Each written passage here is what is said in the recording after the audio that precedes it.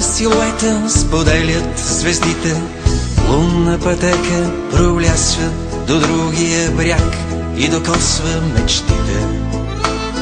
Трепетно изгрева чакат, Дунав безлюдно чаровен, снежен ирис на речна вода, приютил тишина, тишина, тишина.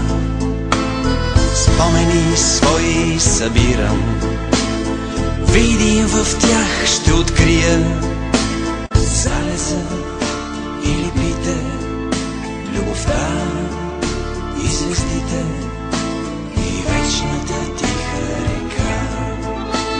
Залеза и липите, любовта и звездите и вечната тиха река.